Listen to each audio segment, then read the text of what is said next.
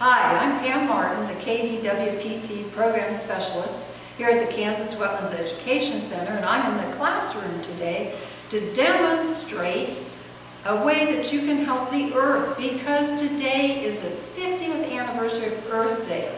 And do you know that millions of people gathered in the streets for that first Earth Day? Now, I was not even in high school yet, but almost. And I do have memories of that day. So, plastic is not good for the Earth. We need plastics for hospital and medicines and that type of thing. But what we want to do is replace the plastics that we use and throw away. And one of the ways to do that is with beeswax wraps. And what can be better than utilizing something made from bees? So we're going to demonstrate that for you.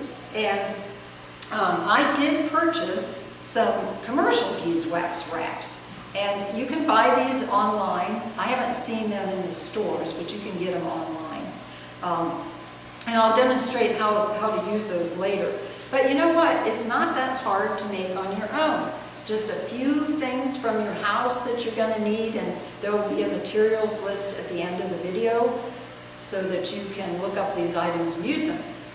First thing you're going to need are some pinking shears. Pinking shears, if you're not a seamstress, cut things zigzag so that you get a zigzag edge, and that helps with unraveling of the material. Okay? So you need 100% cotton material. I used some muslin to personalize my beeswax wraps. These were my first attempt. So you can make them in small squares. This is a good thing to wrap fruit in, or rounds to put over glass bowls. And then a nice big square like this is great for sandwiches. So all you do for this is cut out your 12 to 14 inch square and then get some stencils, and we'll show you that process here. And you take your stencil on to your piece of muslin, 100% cotton, remember, and then you use fabric markers. Make sure you use fabric markers. Let those dry for a few hours, and then you just go on with the process, and it works beautifully. The other thing that you can use is a batik material. Batik is a really fine woven cotton, doesn't tend to ravel or unravel. So that's another good material to use. And you don't want a real stiff cotton, because remember, you want this to mold and fold over your fruit or your vegetables or your bowl. Okay? So you've got your material, you've got it cut out, you've got your stenciling materials. The other things that you're going to have to get, and most of these you're going to have to get online, are the beeswax. You can find this at a hobby store or a craft store in the candle section, which I did actually find this. And what you want is they're like little pellets of beeswax. Now you can buy bigger pellets and try and shred it, but that's going to take a lot more time, not as much fun.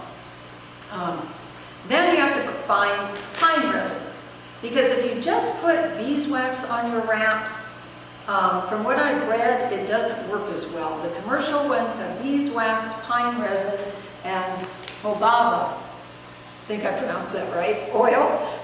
So pine resin, again, get the little chunks of it. You can buy a big block and then shred it or cut it up, but that's time consuming. This is the oil, very, very popular. People use this for health reasons and all kind of things. All this is going to go a long way. You only need like 0.35 ounces of resin and only 1¼ ounces of the beeswax to make 4 wraps. So it goes a long way, and a tablespoon of the oil. The instructions will also be at the end of the video, written instructions. Okay, so you've got those materials. What else you need is a double boiler, or what I did is I just used a saucepan and a canning jar to melt my wax in.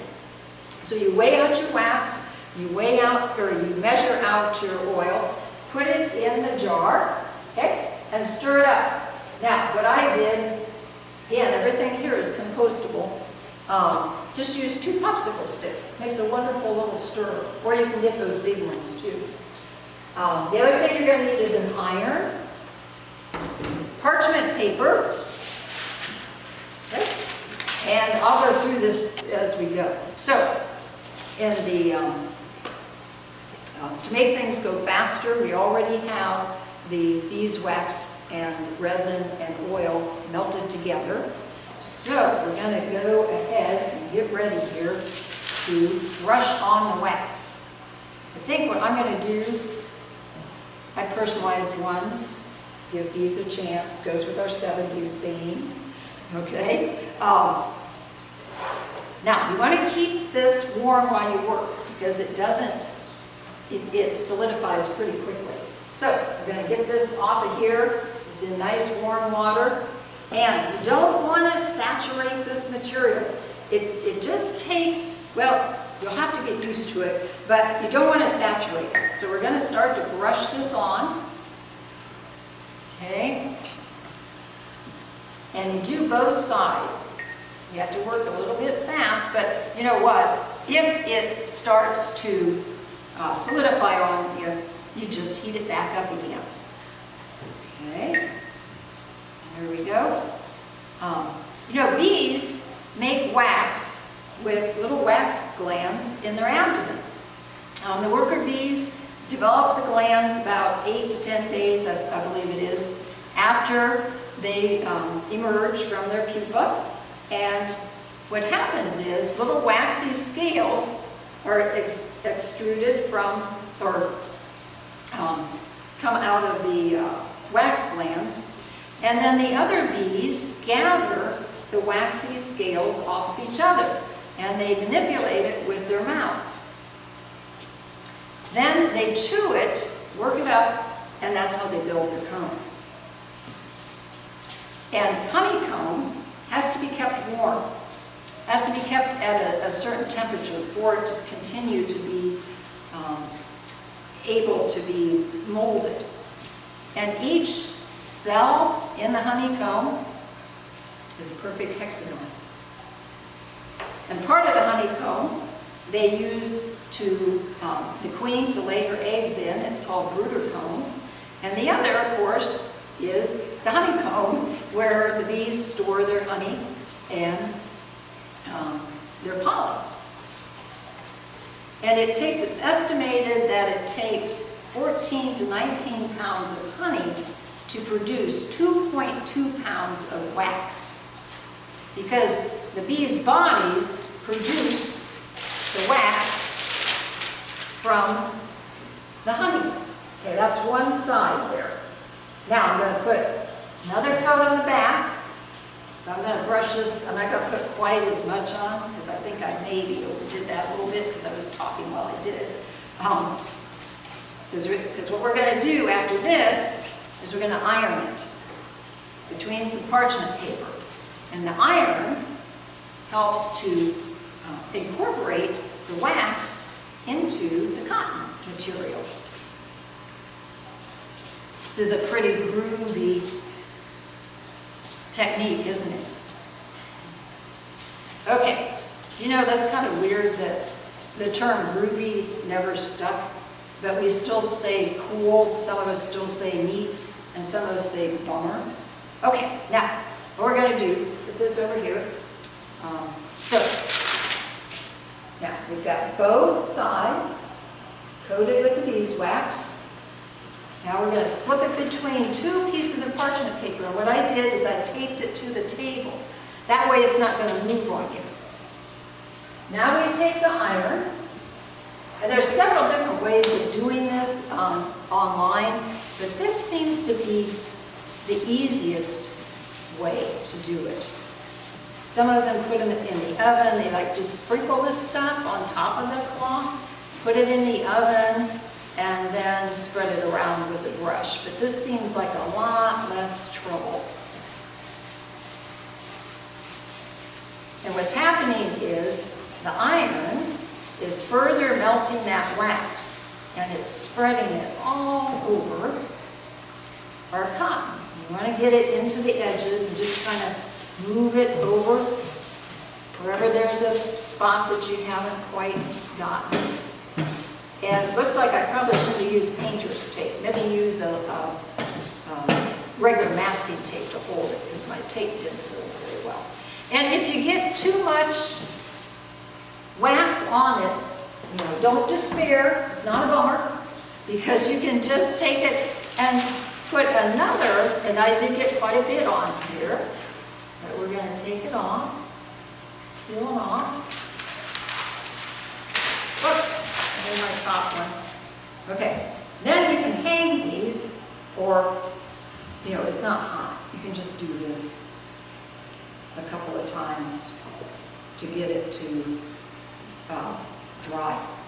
Actually, this feels just like the commercial ones. There's maybe a little bit of extra wax right there, because you don't want too much wax, because then the wax will get on your food or on your bowls. You just want enough in that cloth so that the warmth of your hands will make it mold over whatever you're trying to cover. There. And there you have it. Now, there is a little bit too much on there, so what you can do, pretty easy, just take one of the other ones that you cut out, put it on there, put your paper back on, the iron, and that other material will soak up the excess. So clever. Okay, the one thing you don't want to do is put your iron on there without beeswax. Make sure, on the wax, make sure you've got the right side of the parchment up. Okay. There, that's that. What that is doing is it's sopping up the extra wax. Okay, let's try that again. That over there. Oh yeah, that did very nicely. So all I'll have to do for this one is just brush on a little bit more and it'll be ready to go. And this one, yeah, feels much, much better. Doesn't have that extra wax on it now. Perfect. Okay, and there you have it. See, that didn't take long at all. And you're helping the earth, and you're using something from bees that help us because they pollinate our flowers, of course, that make seeds with fruit around them. Okay, now let me put this up, and I'm going to demonstrate how you use these beeswax wraps. They come in, you can make different sizes. You can also order these online. They're a little bit expensive. That's why a lot of people like to get them, make their own. Okay, so you just fold it and kind of pleat it and use the warmth of your hand to make it soft. And you just put it around your bowl. This one's a little bit big for this bowl, but that's okay. Oh, actually, yep, that's because I should be using this one. Okay, here we go. This is perfect. Okay.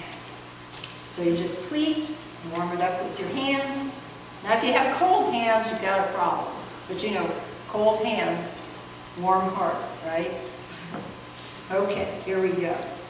Now I didn't put any liquid in here to show you how good the seal is, but it's a good seal. And if it doesn't, you know, if your hands are cold, you just put a rubber band around that. There you have it, just like that. Okay, now the sandwich. This is really cool, guys and gals. Okay, we got a bigger one. You just put your sandwich in the middle, and you fold it like you're wrapping a present. Just like you're wrapping a present. Get that out of the way, okay? Then you bring this up, a simple wrapped present, like that. And you want to just use your fingers, go along that edge, press that, and then all you do is tuck the edge under with your fingers, seal it with the heat of your hands. Now looky there. It'll keep your sandwich fresh. One last demonstration here of how you can use them. Sweet potato, I didn't have a fruit, but sweet potato works. So you just wrap it up. Works great for avocados, apples, roll it, smush it with your hands. Presto. These are great, I'm telling you. They're super groovy. Okay, so we were going to do this for our Earth Day celebration that we had to postpone, so hopefully we'll be having that later in the year, and we're going to have a workshop on how to make these. But if you're impatient, you want to make them yourself, go for it. And again, happy Earth Day. Thank you.